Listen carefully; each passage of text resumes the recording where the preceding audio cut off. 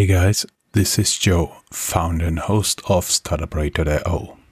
As you guys may already know, I've run this podcast full-time since January 2021. I'm very happy to announce that Anchor FM is my sponsor for this podcast. If you haven't heard about Anchor, it's the easiest way to make a podcast. Let me explain. It's free and it's easy to use, even for a newbie. There are creation tools that allow you to record and edit your podcast right from your phone or computer. Anchor will distribute your podcast for you so it can be heard on Spotify, Apple Podcasts, and many more. You can make money from your podcast with no minimum listenership. It's everything you need to make a podcast in one place. Download the free Anchor app or go to anchor.fm to get started.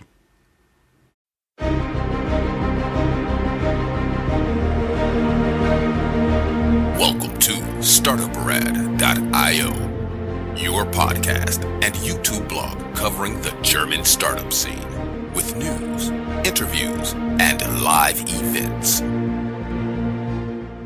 Hello and welcome everybody. This is Joe from Startuprad.io, your startup podcast and YouTube blog from Germany. I'm right now here at WeWork in Frankfurt, and I do have a guest in our series together with our sponsor Invest in Hessen. Could I just call you Eric? Yes, of course. Yeah, that would be much better for our international audience. Eric, welcome. Thank you very much. Thank you for the invitation. You're very welcome. Could you briefly introduce yourself? Yeah. Hi, my name is Eric. I'm founder and CEO of Acomodeo, and born and raised actually from Frankfurt. So I know this place pretty well. And I founded the company 5.5 years ago, and still running it and having fun growing it. I see. Can we, before we start talking about your startup, can we first go a little bit to the experience that brought you to start a startup? Because in Frankfurt, I assume we're approximately the same age, and when we were young, everybody was talking about investment banking, asset management, being portfolio manager, being an investment banker. What did turn you away from it, or was it your interest to do something else? Well, if I explain my story, that's actually a pretty wild ride that I had. I never really went into financing or banking. My background is totally different. I worked in the beginning at a German radio station, and from that I had a very clear focus on media and everything around media. So this is how I started my actual professional career. At the radio station, and then I studied actually something to have my footprint in radio and media, which was music business. So there is a university near Frankfurt, it's Mannheim, the Pop Academy, where you can study music business, and my specialty was digital innovation management. So this was the first part where actually my media focus was colliding with the internet and everything around it. So it helped me actually to understand what innovation meant for the music industry, and we all know that there was a certain disruption happening in that area. Yeah, think about Napster. Exactly. Not only Napster, there were quite a few who had to change their business model by it. And it was very interesting for me, so I followed that path of digitization into different routes. And one of it was working at Deutsche Telekom, products innovation department, where I was able to work at some lighthouse projects. So this was the area where I learned that there are some very big multinational companies in this world which are very slow. They try to work agile, but they don't do so. And we may add for our audience, because like 90% of the people listening to this or watching this are not from Germany. Deutsche Telekom used to be the monopoly telecoms and mail provider in Germany, and then they were split up, and now Telekom is basically doing mobile. The US may know T-Mobile. Exactly. And landline, internet, Wi-Fi hotspots, stuff like that. Yeah, and I think they have a very wide footprint from telecommunication, but they also had their footprint in some kind of different startups. So they tried something in collaboration with the Silicon Valley in order to create the new voice over IP solution, because they have a very strong footprint in client base in the small and medium enterprises in Germany, and by that they had to upsell and to innovate their own. And that was very interesting because I was part of 2 of these projects, which were lighthouse projects next to their normal structure of the company.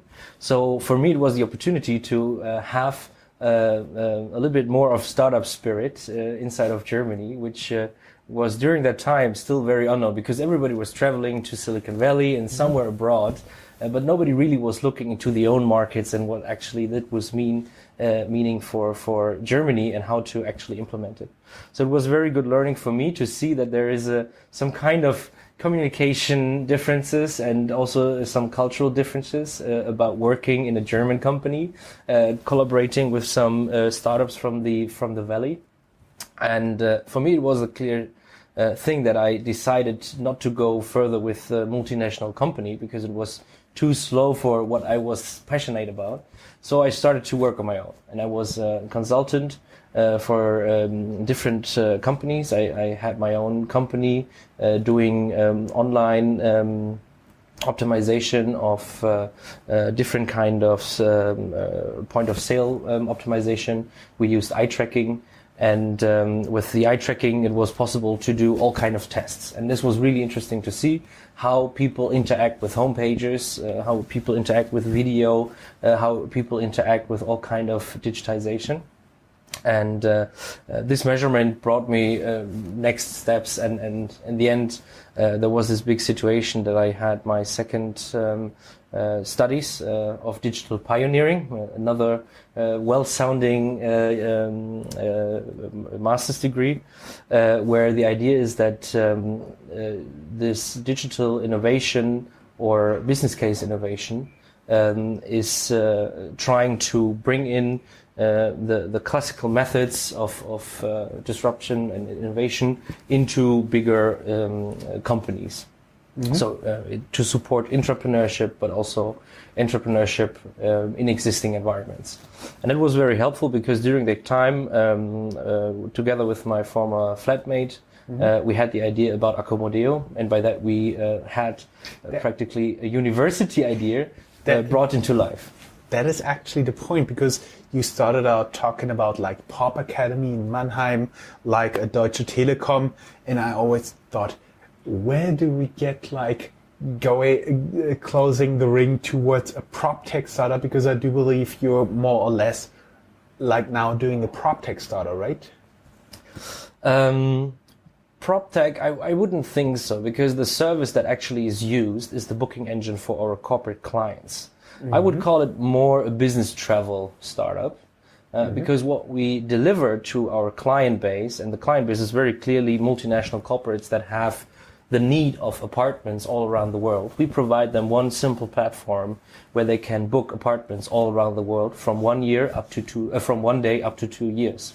And this is where we have a little bit of the problematics of how to sell this idea, because obviously we have the infrastructure which is necessary to do the service and the business that we sell to clients. But actually, I would see us more in the perspective of a business travel area instead of just prop tech, because it's more about the customer experience, to get them booked, to make the market transparent, and to make it an easy, seamless travel experience for any stay which is longer than 3 nights. So you're travel prop tech. Yeah, a little bit like that. I see. I like that idea. And we may add, for the people who are watching this or listening to this audio podcast, that a lot of companies, especially when they get larger, they tend to send people abroad to secondments or something like this, where they spend like a month, a year, or even 5, 10, 15 years somewhere abroad. I just talked to an Italian guy who lives now for 18 years in Singapore, and he thought when he was sent over that he'll stay there for 3 months. Yeah. Exactly, that are the trends that we are building up to. We see that there is a lot of trends of mobility for employees. You have home office, but you also have these projects abroad where you have much more agile teams coming together for a certain goal. And then they just spread across and have new projects all over the world. And Acomodeo directly tries to supply these kind of companies with a product which makes it much more comfortable to stay more than 3 nights. Because if you ever stayed in a hotel for more than 3 nights, this is something where you don't have fun at all. We try to make it a convenient and professional solution, because if you compare it to Airbnb and the private sharing outside in the market, you often have to change your way of traveling. You have to wait for the host to do the introduction in your home. Sometimes you don't even have an invoice which you can use to do your accounting and billing in the end. So this not really fits into the travel requirements of a business traveler. And that's where we see this big opportunity right now, that there is a lot of these professional suppliers in the market. We digitize them. We make sure that they are according to our minimum standards. And then we make them directly bookable and online bookable for the companies all around the world.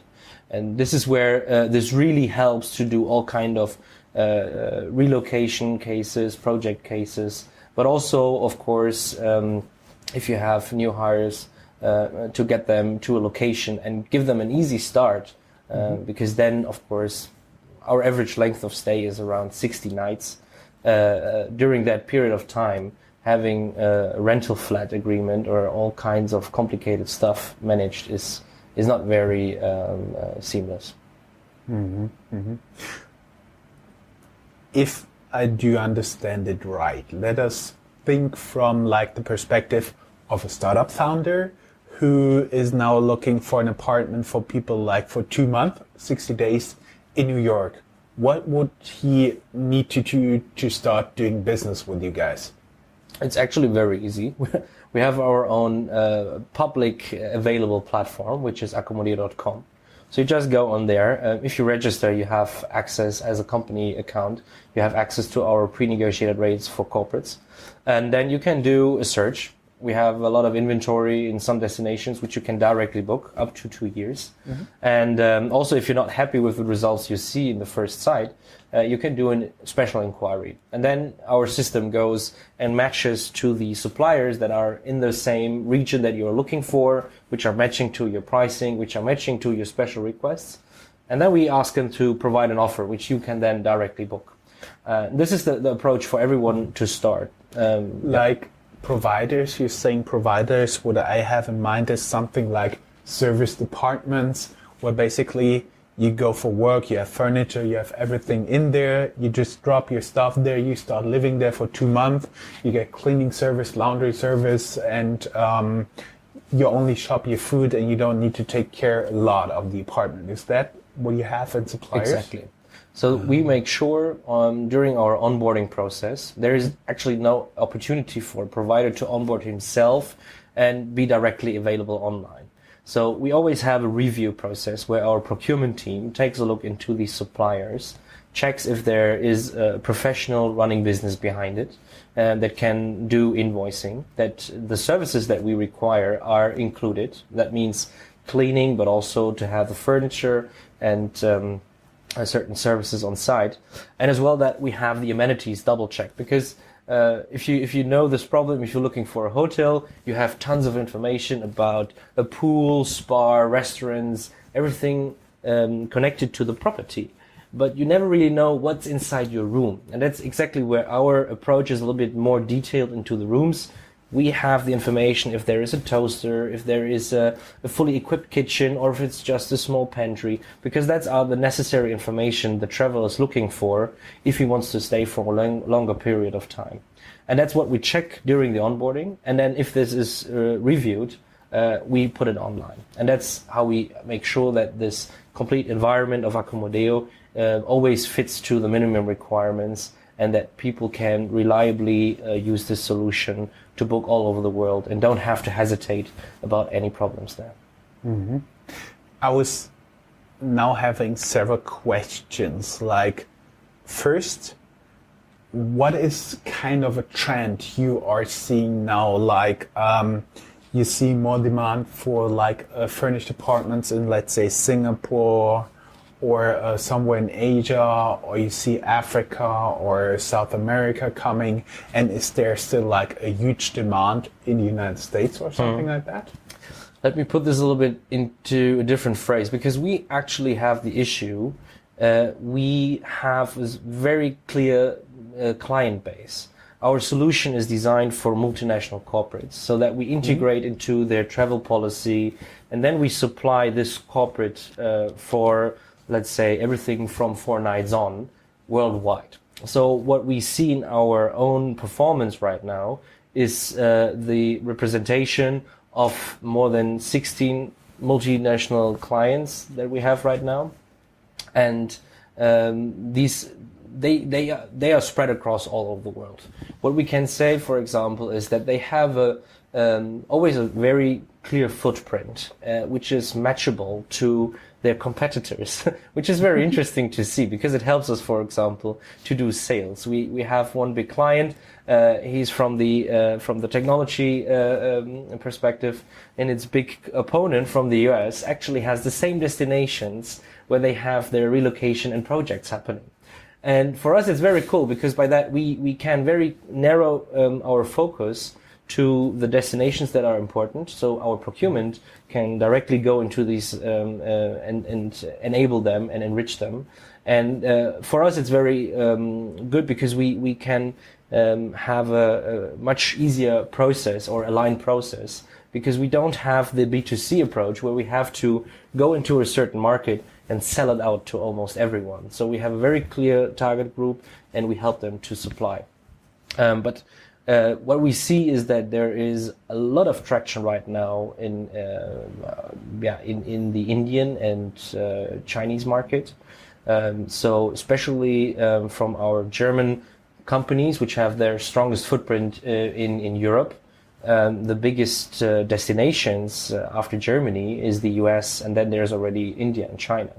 And that's very interesting, because from the normal conversations, you never really had the feeling that this is taking so much of the travel volume. But actually we see this right now, it is happening. And of course, especially during such times as today with coronavirus, you also see how this travel changes. And that's something we are very happy to see right now, how these companies are evolving. And also we are some of the first that see if they are changing something. If there is a new construction site they are working on, we are the first that are getting these requirements to have accommodation on site. And that's how we are already very, very collaboratively expanding our inventory to the performance of our client base. Last question would be like an example of what is now in high-end demand. Like, for example, I could imagine every apartment comes with cleaning, laundry service, and whatever.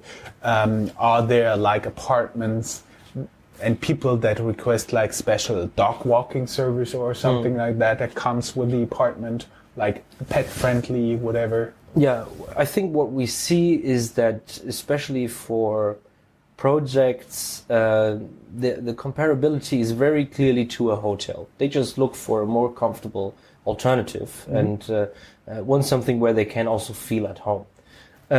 If you go more into the super long stay segment, where you have relocation and you have maybe also longer projects, I would say from 3 months on, you also see that they are trying to get their whole life infrastructure with them. So this could be the family, that can be also pets, and by that you have very special requirements to such bookings, and that also is something where we try to automate it as much as possible.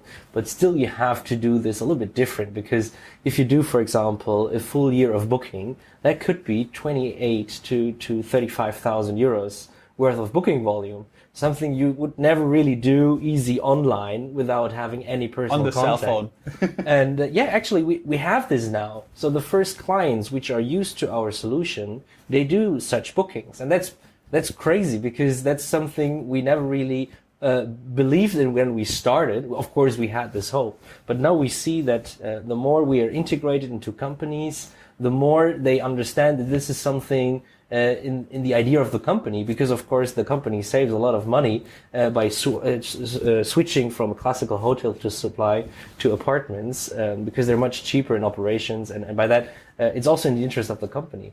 Mm-hmm. And then we have these strange situations where, for example, a project of 10 people for a half year worth of, I don't know, 150,000 euros, they book it online.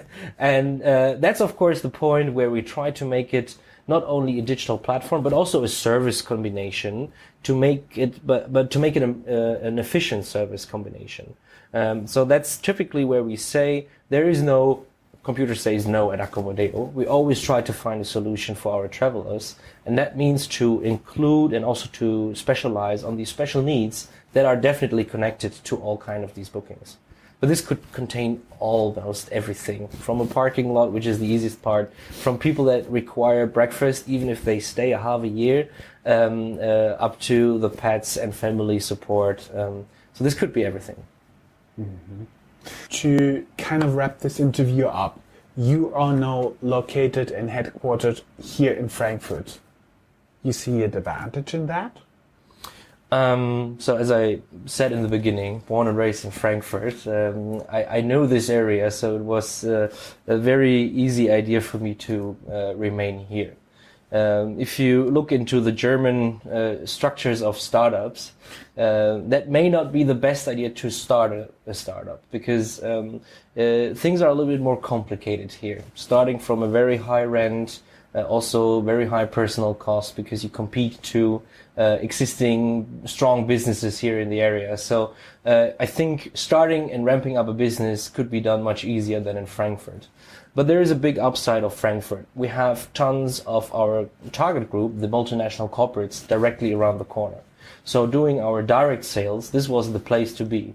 Also in terms of tourism and travel technology, most of the strong partnerships that we currently have, and also the strongest players in the market, they are in Frankfurt or either in the area of Frankfurt. So this really was something where we could easily start to get in conversation with them as well.